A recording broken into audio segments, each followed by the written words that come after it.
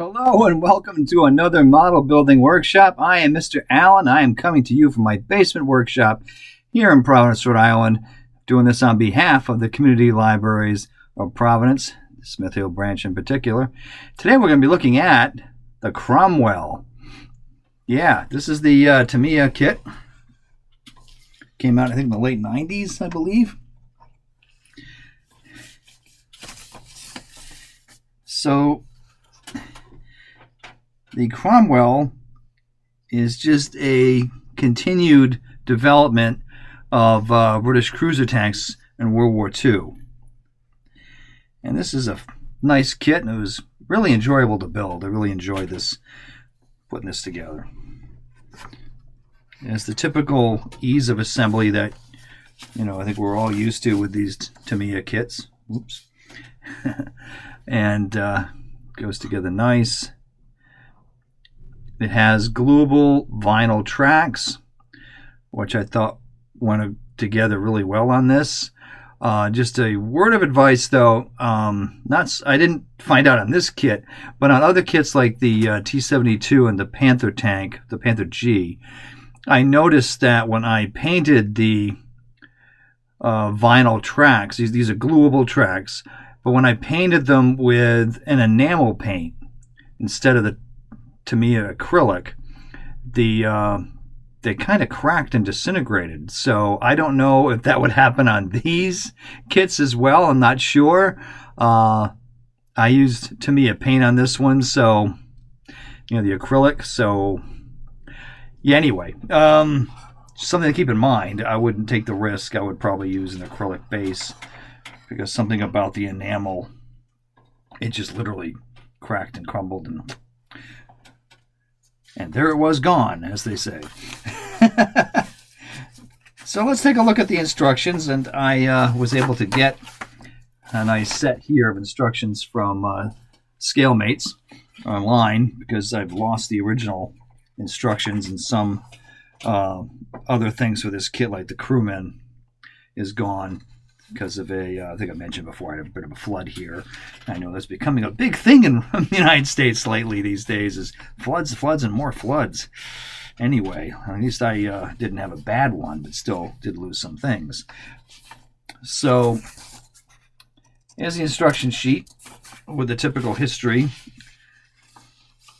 And I'll get into the history a bit more a little later. And it's quite a bit of history that they give you with this. A lot of tiny text there.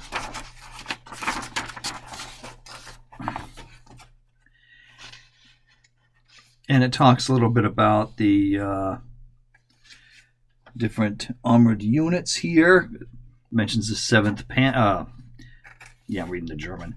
The 7th Armored Division here, which is one of the main users of the Cromwell tank. On June 6th, 1944, on D-Day. 22nd Armored Brigade of the 7th Armored Division landed in France in support of the 50th Infantry Division. So they were there right off the bat. What I did, I chose a Polish Armored Division decal setting, decal option for this kit. I'm not sure if the weighting screen here would have been on the Polish Armored Division vehicles, as they probably landed later on during the battle in Normandy, not on June 6th. So I'm not really sure about how accurate that part is, but I just thought it was interesting to have the that weighting piece there. They give you a little bit of information here on, just in Japanese in this case. Well, no, there's a little bit of both. English too, on the makeup of a division there. And then we get into the assembly stuff here. As a typical design for the wheels, where you have the rubber vinyl poly caps, as they call them, which allows you to put things on, take them off if you need to, which is, I think, a good feature. It's worked well for the Tamiya kits for a long time. Typical type of like torsion bar suspension here, which is what made these cruiser tanks so effective. And a lot of it's what you would expect.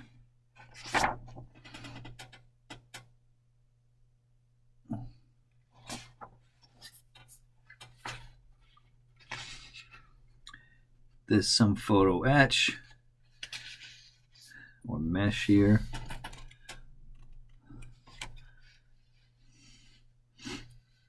Yeah, which I've got covered up with the screen anyway, the weighting piece. But you can see some of the other instructions there. Like the gunner's hatch, you could have open on the side. It's a side opening hatch. So that's something you could do if you wanted to, if you had a crew.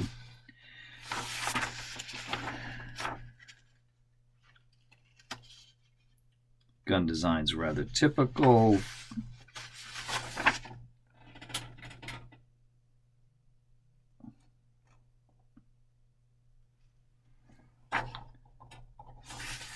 The turret has these nice slabs of bolt-on armor that you put on. And you have the inside padding of the crew hatches, which I think is a nice feature. So the details there.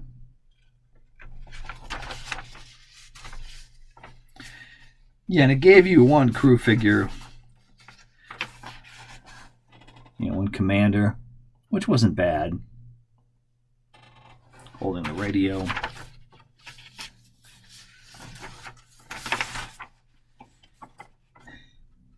And it also has, which I didn't add this, yeah, so the Normandy cowling is what they call that. I use that. And they also had the hedgerow plow you could use on these too if you wanted to.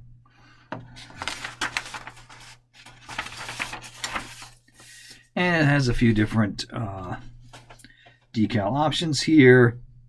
All pretty much in dark green, which is typical of that period.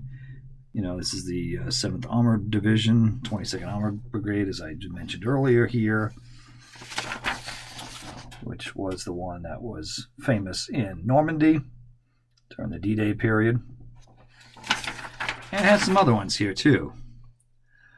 There's also an armored observation post tank from the 5th Royal House Artillery of the 7th Armored Division, so that's here. So there's that one. I know it's hard to see these markings. They're pretty much just dark green. Various types of dark green. That's all pretty much, I guess TS2 is the same as spray can, dark green. Yeah, so I have here the 1st Polish Armored Division, Divisional HQ, and there's also Divisional HQ of the 11th Armored Division as well.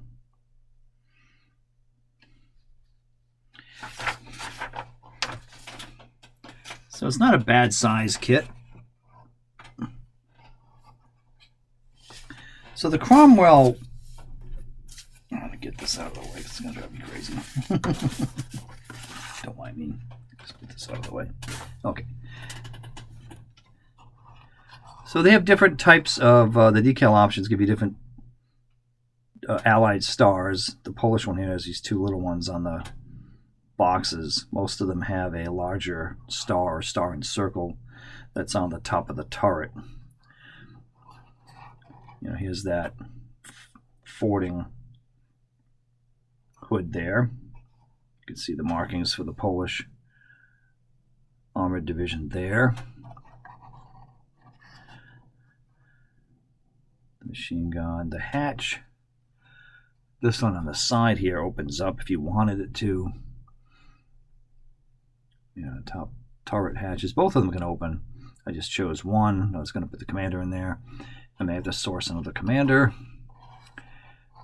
Or leave it like this. I don't know. That's a nice little decal on the front.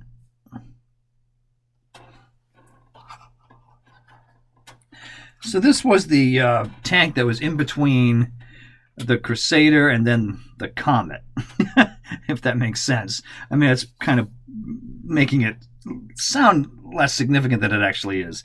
This is probably the most produced and most successful of the cruiser tanks in World War II. And this is one of those tanks that has it has its fans and it has its critics. So it tends to depend what camp you're in. And I find this kind of interesting because a number of historians would say this is one of the war-winning tanks because of the high speed of this vehicle, and it's cruising across France, kind of blitzing through, and brushing aside the German infantry and so forth. What this has, let's get some history on this from the Tanks of World War II. This great book that Chris Ellis have had for quite a while.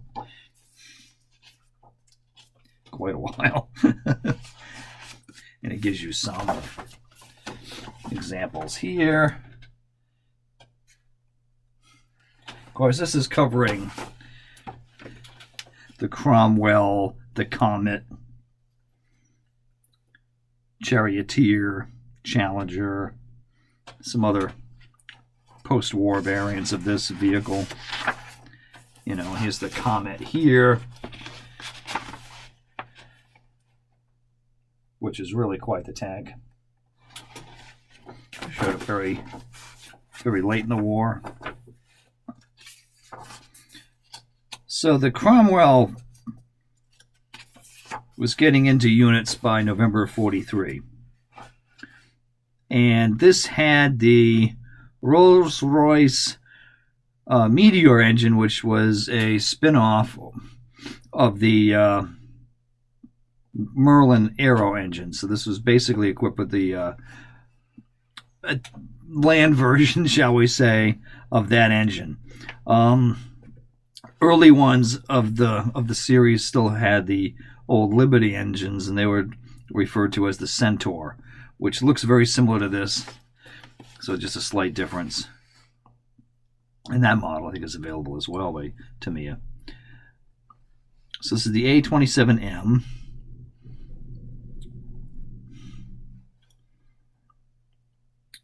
And so what the British forces realized when they were in the Western Desert and they were using the American M3 and M4 medium tanks, they liked the fact that the 75mm gun of the Americans had the ability to fire armor-piercing and high-explosive shells. So they wanted something comparable when they were designing this tank, in which case they, what they were going to do is originally they were going to put the 6-pounder in here, but they decided they would come up with a gun, which I guess was, this thing, virtually a bored-out development of the British 6-pounder gun, able to fire the American ammunition. So it says here that the Cromwell was the most important British-built cruiser tank of World War II, and is forming the main equipment of the British armored divisions in 44 and 45, together with the American-built M4 Sherman tank. And then it says, the other factor to think about is that even with the 75mm gun, it was still, by 1944 standards, inferior to the German tanks at the time. So that's one of those arguments that was back and forth with this vehicle. When you weigh those different things, so it had the speed, it had the gun that could basically, I think these things tended to deal more with German infantry, anti-tank guns, and things of that nature, more so than tank versus tank combat overall. Granted, there are many stories of these things encountering some fierce armor clashes in the early stages of the Normandy campaign, especially when they ran into Michael Whitman and his Tiger. But in any case, so this was, as some say, and would argue that this was a fast, effective tank at racing across occupied France and moving into the borders of Germany. So it did that very well. However, when it did come across a German tank, it is a bit underarmed and under-armored for that type of clash. But to be fair, so was the M4 Sherman, really. Same situation. So, anyway, in any case, it's interesting if you go online or look up some different books and from different readings that are out there from different tank experts and see what their opinion is, because it varies greatly on this tank, and I find that very interesting. Hang on one second. So I'm going to look at some other color options here. And this is the World War II Tank Encyclopedia in color. I tend to get confused with this book because it's alphabetical, but it's alphabetical in French. Even though this is the English version of it, it's still arranged alphabetically as if it was in French. So let me find some examples here. Yeah. Oops. So you have a few different ones there. And generally they were just dark green. And I guess that the other book showed that there were some that were whitewashed for the winters. And a few more followed by some comments here. So despite the history and the whole debate about how great or not great it was, I will say it's an enjoyable model to put together. Typical Tamiya fashion, falls together, smooth, easy assembly. I really enjoyed building this. A lot of fun. I know I say that a lot on this channel, but it is. And this is one of those things that makes building tank models so enjoyable. This was a very relaxing, fun kit to put together. I mean, those of you who like really good camouflage challenges may not be so thrilled with an overall green tank. Hey, but you could winterize it. There's other things you could do. But in any case, there's the Cromwell.